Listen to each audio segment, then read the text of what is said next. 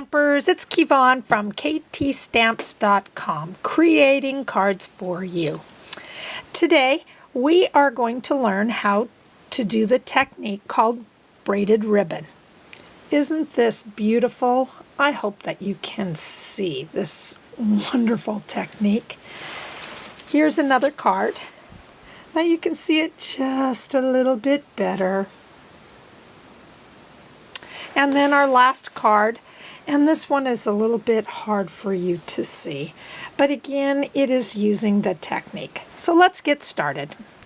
Today you will be starting with a piece of Whisper White cardstock, and it is 5.5 by 8.5, scored at 4 1/4 inches. Your gumball green cardstock will be 4 by 5 1/4. You will also have a piece of 3 1/4 squared of the 2012-2014 In Color Designer Series paper stack. You will also need a piece of 2 3/4 squared of gumball green and a piece of 2 1/2 squared of Whisper White. You will also need 17 pieces of the gumball striped satin ribbon. Here we go.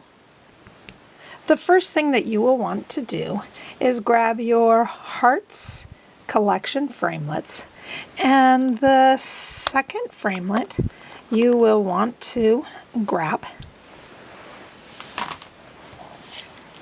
and get out that big shot. You will want to turn your frame over so the smooth side is facing up, and then you'll run it through the big shot. When you are finished, you will have a heart cut out.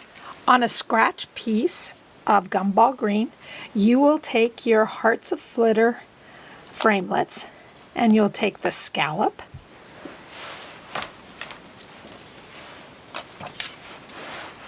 and then you'll bring back that heart, and again you want the smooth side up, and you'll place one heart in front of the other and then run it through the big shot.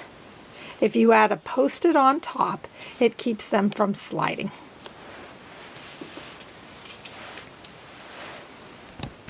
We will take our heart and we are going to add a whole bunch of adhesive all the way around the edges. And this will help you with your braided technique. And I don't know whether you can see, but it is full of adhesive. So then what we're going to do is we're going to bring in our 17 pieces of 2-inch cut ribbon, and we are going to start our braiding technique.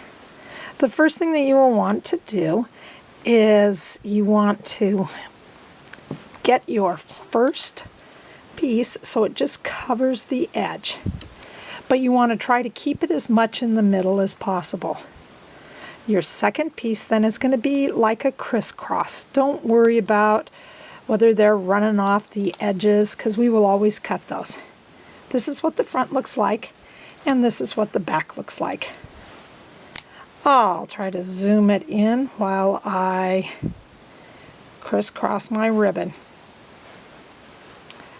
Again, as you're crisscrossing, you want to make sure that you take your next piece of ribbon and place it in the center of the ribbon that's already adhered, knowing that the adhesive will stick your ribbon to the paper. And again, it ends up being a slow process, but it is one that will take your time, nice and easy, so you can crisscross. And I will do one more piece, and let's take a look at the front. There you go. You start to see the braiding. Now, Some of you guys will be asking, well, what do I do about the pieces of the ribbon that slide back and forth? Don't worry about that. We will adhere those too. So, as we just go back and forth, adhering our ribbon,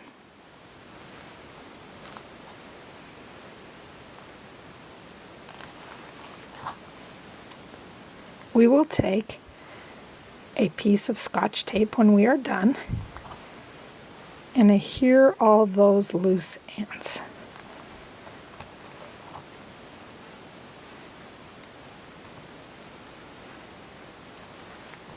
But before we do that, let's just take a look. Can you start to see I'm a little bit off-centered?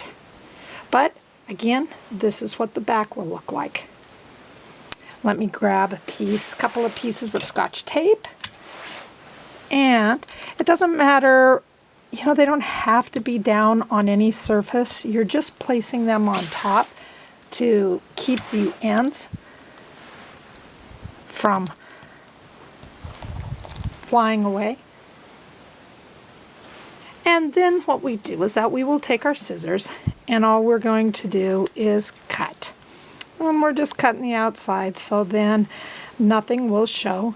No one will ever have to see the back. They will think that we are geniuses for doing this technique in the first place. There you go, and there's what the back looks like. I'd like to give a shout out to Lynn Bratt because she is the person who developed this fabulous tutorial or fabulous technique. So thanks, Lynn. This is my SAB stamp set called Vintage Verses. I'm going to use this thanks, and I will Versamark it and add Whisper White. And then the thanks comes out at the bottom. It's great. Love it, love it. Then I'm just going to adhere the cards together.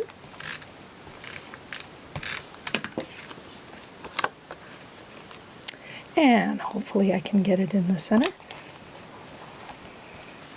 And then wanting to make sure that my designer series paper goes across, the stripes go across, I am just going to try to center it at the top.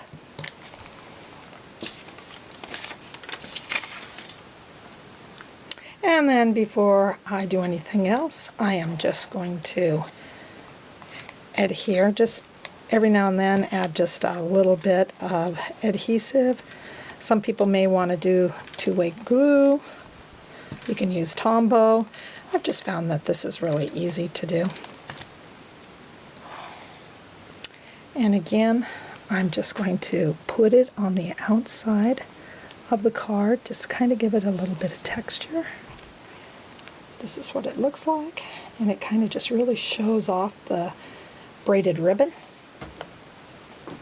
And from here I have my 2 3/4 squared piece of gumball green that I'm going to attach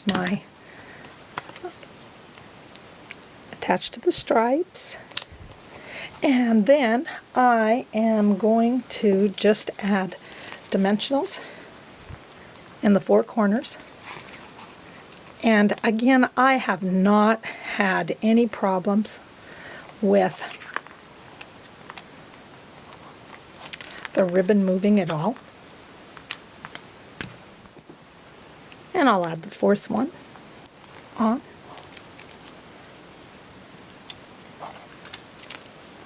Take this off as fast as possible. Wouldn't you know? Doggone it. There you go. Good job.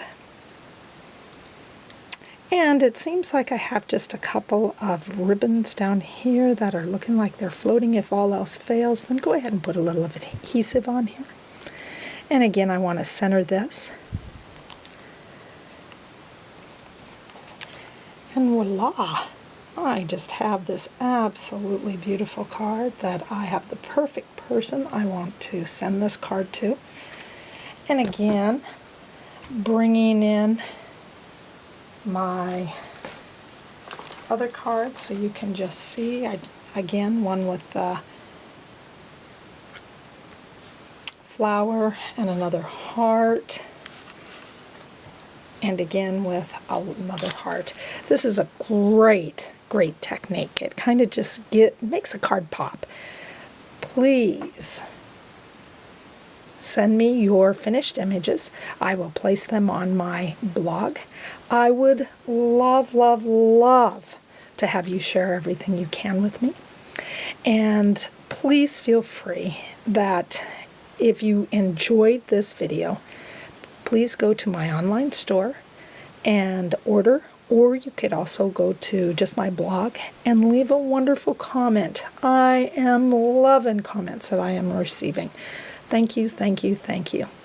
So again, this is Kevon Tucker from ktstamps.com, creating cards for you. Until we meet again, bye.